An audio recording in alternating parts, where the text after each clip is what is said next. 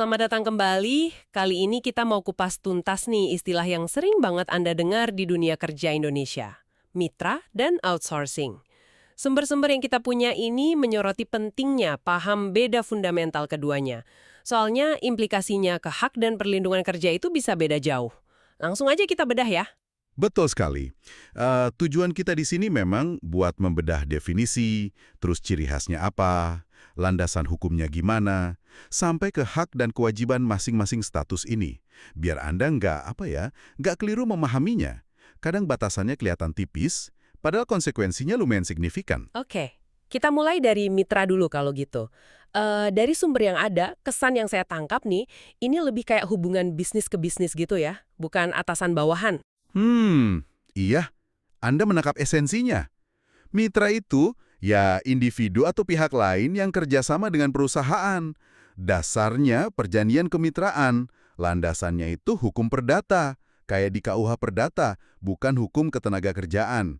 Cirinya khas banget.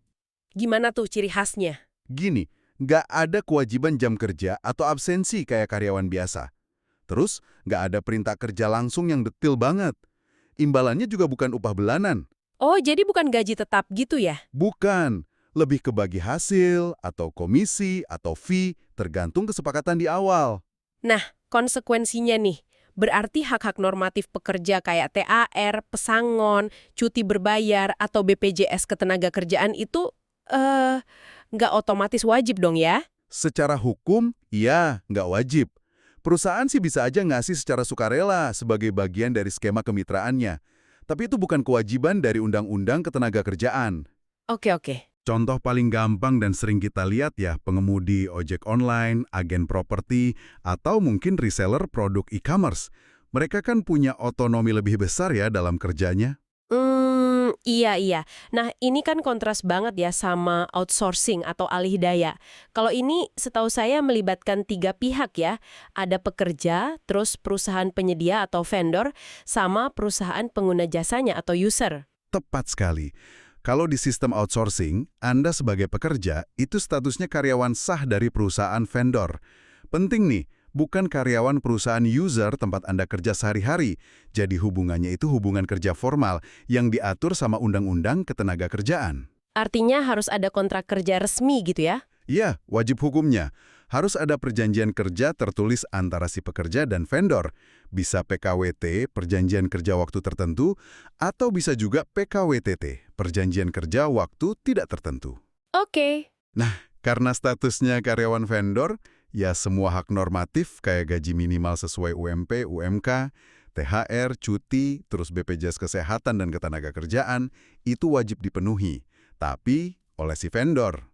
Oh, vendor yang wajib penuhi ya, bukan usernya. Betul, vendor yang jadi penanggung jawab utama hak-hak pekerja.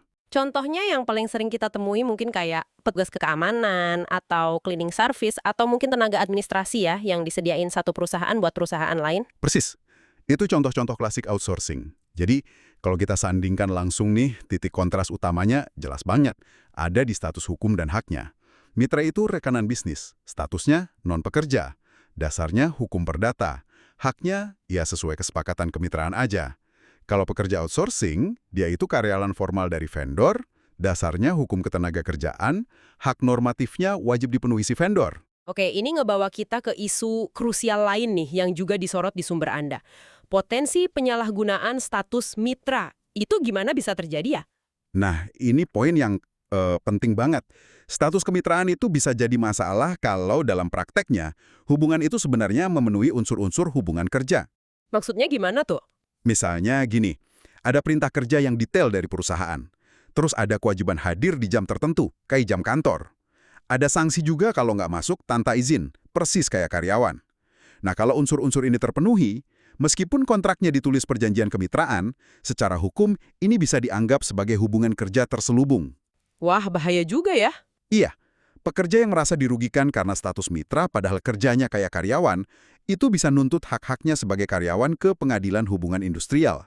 Jadi intinya nama atau label mitra itu nggak serta-merta menghilangkan kewajiban perusahaan ya, kalau prakteknya emang kayak mempekerjakan karyawan biasa. Oke, terus gimana dengan outsourcing pasca UU Cipta Kerja? Sumber Anda nyebut ada perubahan signifikan katanya. Betul. Perubahan paling mendasar dari UU Cipta Kerja, itu kan UU nomor 6 tahun 2023 ya, sama aturan pelaksananya di PP 35 tahun 2021, itu adalah dihapusnya pembatasan jenis pekerjaan yang boleh dialidayakan. Dihapus? Maksudnya? Kalau dulu kan, outsourcing itu cenderung dibatasi, biasanya cuma buat fungsi penunjang aja, bukan kegiatan inti bisnis. Nah sekarang, secara prinsip, semua jenis pekerjaan itu bisa dialidayakan, termasuk kegiatan inti. Wah, itu cakupannya jadi luas banget dong ya.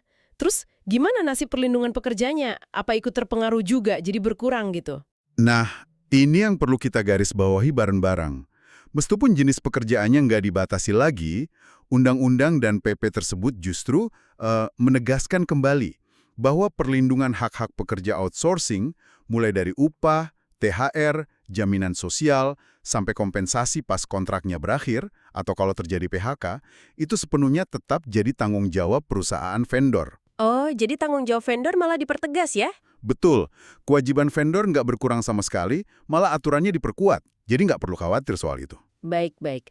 Jadi kesimpulannya lumayan terang ya sekarang. Mitra itu relasi bisnis yang setara, basisnya perdata, nawarin fleksibilitas tinggi, tapi ya minim perlindungan kerja bawaan dari UU. Sementara itu outsourcing adalah hubungan kerja formal, tapi lewat vendor, di mana hak-hak Anda sebagai pekerja itu dijamin penuh oleh Undang-Undang Ketenagakerjaan, meskipun lokasi kerja Anda sehari-hari ada di perusahaan lain user. Ya, pesan utamanya mungkin buat Anda adalah cermati betul substansi hubungan kerja atau kerjasama yang Anda jalani.